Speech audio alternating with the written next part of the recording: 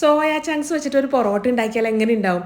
നമ്മൾ ഈ ആലു പൊറോട്ടയൊക്കെ ഉണ്ടാക്കില്ലേ എന്ന പോലെ തന്നെ സോയ പൊറോട്ട.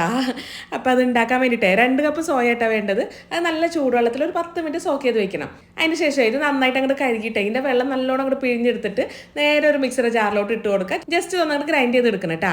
ഇനി ഒരു പാൻ നന്നായിട്ട് അങ്ങോട്ട് ചൂടാക്കിയിട്ടേ അതിൻ്റെ അകത്തേക്ക് നമ്മൾ ഈ ഗ്രൈൻഡ് ചെയ്ത് വെച്ചിരിക്കുന്ന സോയ അങ്ങോട്ട് ചേർത്ത് കൊടുക്കുക. ഈ സോയയിൽ എന്തെങ്കിലും ഒരു വെള്ളത്തിൻ്റെ അംശം ഉണ്ടെങ്കിൽ അത് പോകാൻ വേണ്ടിയിട്ടാണ് ആദ്യം തന്നെ സോയ ഇട്ട് കൊടുക്കുന്നത്.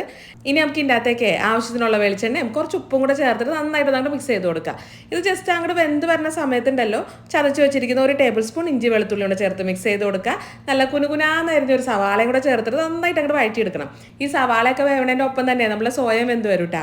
എന്നിട്ട് പിന്നെ ഇതിൻ്റെ അകത്തേക്ക് പൊടികളായിട്ട് കാശ്മീരി ചില്ലി പൗഡർ, പിന്നെ മഞ്ഞൾപ്പൊടി, ഗരം മസാലപ്പൊടി, കുരുമുളകിൻ്റെ പൊടി, കുറച്ച് മല്ലിയിലയോടെ ചേർത്ത് കൊടുക്കുക. എല്ലാം കൂടെ നന്നായി മിക്സ് ചെയ്യുക. ഇനി ഇതിൻ്റെ ചൂടാറി കഴിഞ്ഞാൽ നമുക്ക് ബാക്കി പരിപാടികളിലോട്ട് കിടക്കാൻ പറ്റുള്ളൂ കേട്ടോ. നമ്മൾ സാധാരണ ചപ്പാത്തിക്ക് ഗോതമ്പൊടി കൊടുക്കണ പോലെ കുഴച്ചെടുത്തിട്ടേ അത്യാവശ്യം വലിയ ബോൾസ് ഉണ്ടാക്കി എടുക്കണം കേട്ടോ. എന്നിട്ട് പൊടി മുക്കിയിട്ട് അങ്ങോട്ട് പരത്തി കൊടുക്കുക. എന്നിട്ട് ഇതിൻ്റെ ഉള്ളിൽ കുറച്ച് ഓയിൽ ബ്രഷ് ചെയ്തിട്ടേ ഈ ചപ്പാത്തിയുടെ സെൻറ്റർ ഭാഗത്ത് നമ്മുടെ ഫില്ലിങ് വെച്ച് കൊടുക്കുക. ഇനി ചീസ് നിങ്ങളുടെ അടുത്ത് ഉണ്ടെങ്കിൽ മാത്രം ഇട്ട് കൊടുക്കുക, ഇല്ലെങ്കിൽ ആ ഒരു ഭാഗം അങ്ങോട്ട് കട്ട് ചെയ്തോളൂ കേട്ടോ.